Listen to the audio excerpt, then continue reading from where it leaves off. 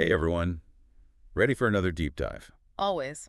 Okay, well today we're looking at decentralization and what it could mean, like for real, for creators and just everyday people, you know, like us. I'm intrigued. So we're pulling from this DreadKnots episode. It's hosted by DK and CryptoKid. Yeah, I've heard of them. They had Snedward Owden on. Oh, wow, the privacy guy. Yeah, him. The whistleblower, right. That's the one.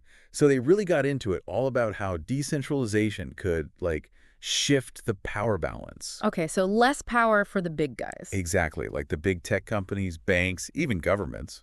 Snedward thinks it could give more control back to, well, everyone else. I can see how that'd be appealing. It's a big deal for creators especially. Like Yeah. DK from DreadKnots, he was saying how much it sucks to lose so much money to platform fees. Ah, right. Everyone hates those. He was saying on KIX, which is like, what, similar to Etsy, Yeah, I think so. he's paying almost 3%, like 2.9% plus 30 cents every time he sells something. Ouch. Yeah, no kidding. And then Snedward brings up blockchain. Right, blockchain is supposed to be all about cutting out the middleman. That's it. No more KIX, no more Shopify, just creators and their audience. Direct connection. And it's not GST about the fees, right? It's about control. Right. Yeah. Yeah, control.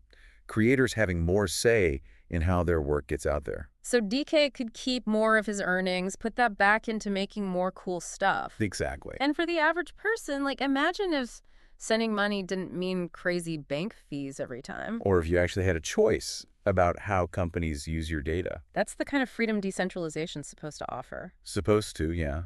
Snedward's not, like, naive about it, though. Oh, so there are downsides. For sure. Like, blockchain itself, it still has some kinks, you know? What do you mean? Scalability is an issue, like can it actually handle tons of people using it? Right. And then there's the energy consumption. Some setups use a ton of power. Oh, yeah, that's been in the news. And honestly, it's still pretty complicated for most people to use. Like, not exactly user-friendly yet. So tech hurdles to overcome. Definitely. Plus, you've got governments, some of them not exactly thrilled about this whole idea. I can see why. Less control for them, right? Bingo. Decentralized systems, they kind of bypass the usual power structures. So some governments are pushing back, trying to regulate it, some even banning stuff outright. Classic power struggle. Big time. And this is where it gets really interesting, because Snedward, with his whole whistleblower past, he's super concerned about surveillance. Ah, right. He's been down that road. Exactly. And he says blockchain is like a double-edged sword when it comes to that. Oh, so? Well, on one hand, it does make it harder for, the usual suspects, governments and big companies, to track everything we do. Because it's decentralized, yeah. But then he's like, hold up, don't get too excited. What's the catch? He says if we're not careful, blockchain could actually make surveillance worse. Wait, really? How? Imagine everything you do online, like all your transactions, laid out for anyone to see on this public ledger. Not exactly private, is it? Oh, I see the problem. Yeah, it's a real concern. And that's why they started talking about things like zero-knowledge proofs. Okay, that sounds complicated. It kind of is, but think of it like this. You want to prove you're old enough to get into a club. Sure. You don't want to show the bouncer your whole ID with all your info.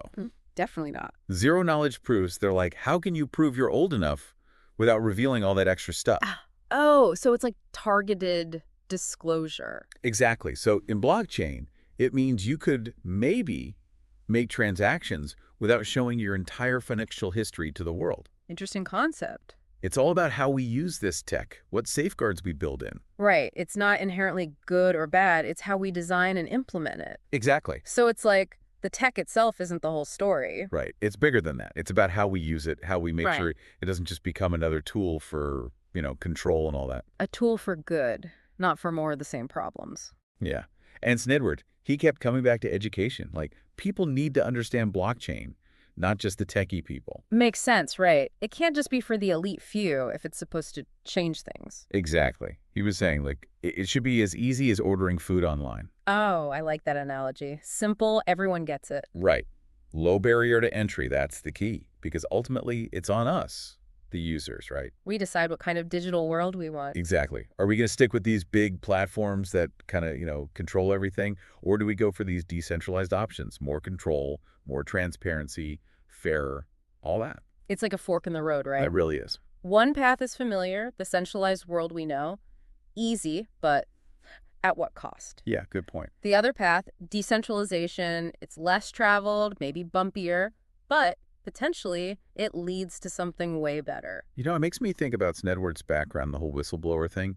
He's seen what happens when power is concentrated, right? Yeah. Governments, corporations, whoever. Yeah, firsthand experience. And it's like he sees decentralization as this way to fight back against that, to spread the power out more. To make systems that are accountable, where no one person or entity is calling all the shots. And for creators like DK, man, that could be huge. Control their work, their money, their connection with their audience. No algorithms deciding who sees what, no more crazy fees. I bet that sounds pretty good to a lot of creators out there. Especially the ones who are tired of feeling like they're at the mercy of these big platforms. Yes, totally. And imagine, connecting directly with fans, building real communities, creating without worrying about censorship, that kind of thing. It's a whole different ballgame. It is. But it's not just creators, right? This decentralization thing, it could shake up all kinds of industries. Yeah, totally. Like finance. Imagine you control your money, easy to participate in the global economy no matter who you are. I can barely understand my bank statements now. Right. But okay, go on. Or social media. Think about that. Decentralized Facebook. Well, not Facebook exactly.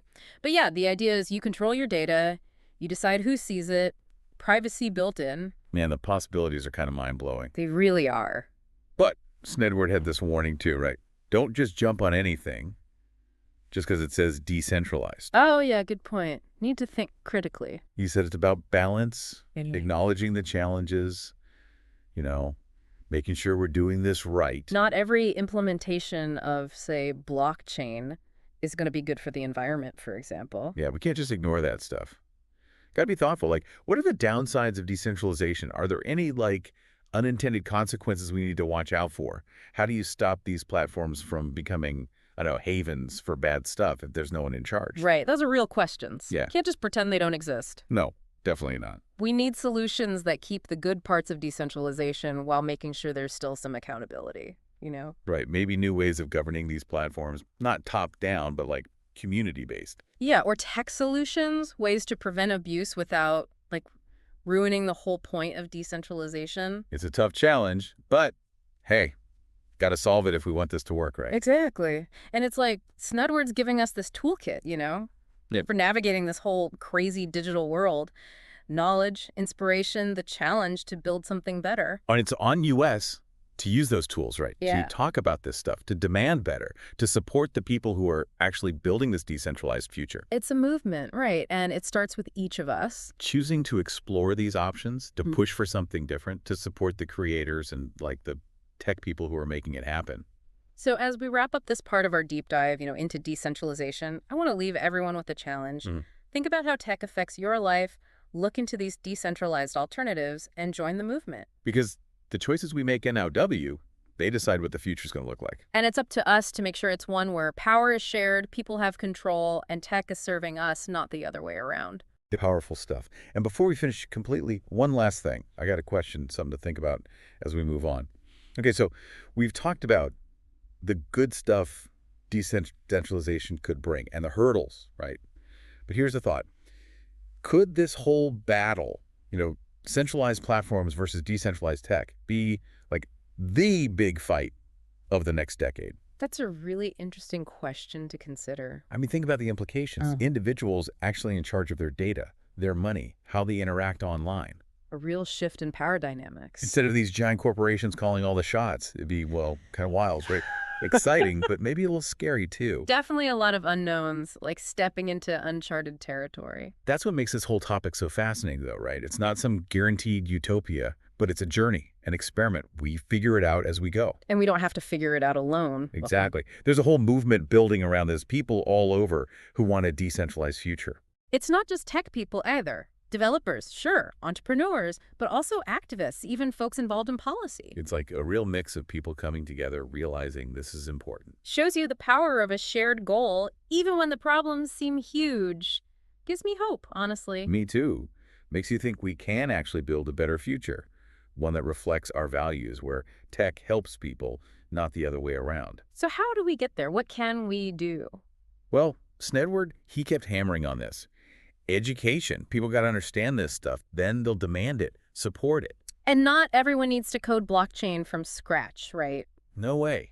Start small, learn the basics, play around with decentralized platforms, talk to your friends about it. Raise awareness, ask questions, challenge that idea that, oh, this is how it has to be, these big companies in charge. And if you want to go further, there's tons you can do. Support projects, contribute to open source stuff, even build your own solutions. It's putting these ideas into ascitation, building a movement brick by brick. But we got to be smart about it too, right? Not just blindly following any tech that shouts decentralized. Exactly. Critical thinking all the way. Does this align with my values? What are the risks? We can't ignore the downsides, have those tough conversations, work together to find solutions that are innovative, but also responsible. Because if decentralization is going to work, it's got to be done thoughtfully. No cutting corners. So wrapping up this deep dive, here's the big takeaway, I think. The future isn't set in stone. We build it through our choices, our actions. Let's take on this challenge. Build that decentralized world where power's shared, people have a say, and tech works for us. Keep questioning, keep learning, keep pushing those boundaries, because it's our future to shape. Thanks for joining us on this deep dive. Until next time, keep exploring and diving deep. Yo, it's DK. Yo, it's DK. Yo, it's DK. If you found this Easter egg, be sure to let us know in the comments below. Want to support our content? Be sure to visit DreadKnots1.com. Link is in the description of all of our videos and should be on Shorts, the little shop. Get out, we got some cool Bitcoin, Make Bitcoin Great Again t-shirts. If you enjoyed this video, be sure to like and subscribe. I'm DreadKnots1, and I'm out. Go away now.